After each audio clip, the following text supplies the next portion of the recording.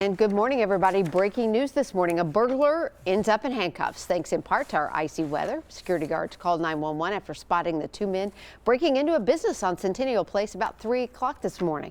When the pair tried to get away, their truck got stuck in ice and a canine tracked one of them down. Police are still looking for the second man. Also breaking overnight, investigators believe a heater may have sparked an early morning house fire that north of Nashville. Crews responded to the home on Walker Road overnight and managed to get the flames put out. Thankfully, nobody was hurt. And you know, this is a good reminder that in these dangerously cold temperatures, you got to be cautious when you're using those heaters. You need to make sure that you've got a newer model heater and keep it at least 3 feet away, as always, from anything else around it, especially stuff like blankets, which, yeah, could catch fire. It's also best not to connect them with extension cords. Also, don't leave it on for an extended amount of time, at least not without someone close by. And happening now, an emergency overflow shelter, because it's so cold, is now open for those needing a warm place to stay on this cold morning. News Channel 5's Dan Kennedy has more from the shelter, which is out at the fairgrounds.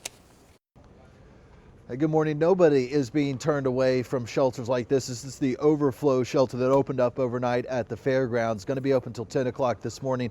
And at 8 o'clock, they're again, they say, shuttling people over to some of the day shelters, all in an effort to make sure people who want a warm place to stay have that opportunity. Metro Police out last night checking up at some of the homeless camps, offering rides to these shelters. They say since December 7th, officers have made more than 2,200 cold weather checks on individuals, with about a fifth of them accepting transportation. All this is a part of the cold weather community response plan. We're now at level 4 weather response, meaning this overflow shelter is open and won't turn away anyone. I've also learned that the police choppers are out on some of these cold nights, making sure that anyone who wants a warm place to stay has that opportunity. Reporting from the fairgrounds, Dan Kennedy, News Channel 5.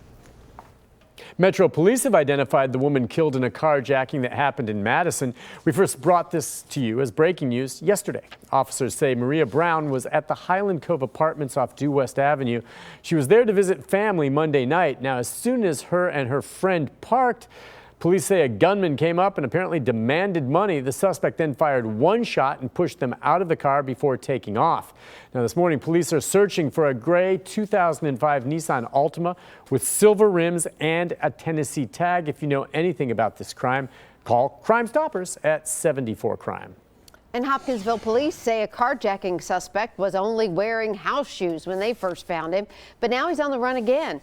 This whole incident happened on Denzel Drive yesterday. Police say the suspect forcefully stole his girlfriend's car.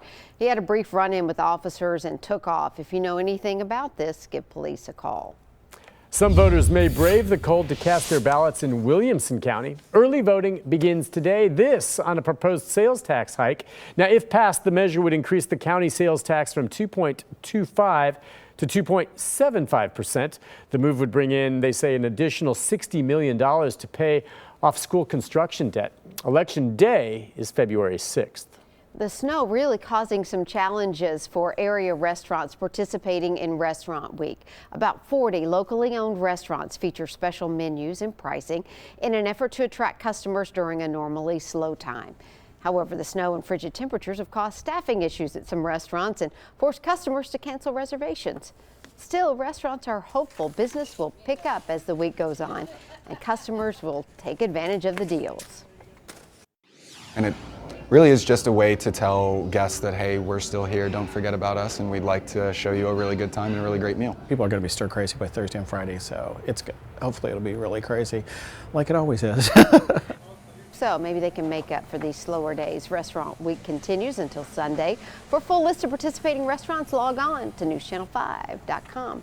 All right, and in this Storm 5 alert helping those in cold weather, it doesn't always land on the laps of officials. There are others out there to help, and there is one group that partners its passion for four-wheel drive, and by using those four-wheelers, helping strangers in need. Listen up. You can't put a price or a word on it because we're just helping people with what we love. That's right. Through the Rescue and Recovery of Middle Tennessee Facebook page, anyone with a four-wheel drive is welcome to volunteer to go out and pull stranded drivers to safety. They can also bring medical and emergency supplies to folks and the employees who are needing to get there in those four-wheelers. Typically, the group would have to keep a close eye on their Facebook pages for these requests, but guess what? This year, it's been busy, and they're using an app called Zello, which acts as kind of a dispatcher for this program. Also, keep in mind there's a number you can call if you have any problems. Put this in your cell phone, star THP. You give troopers a call if you become stranded on an interstate and if you need some help.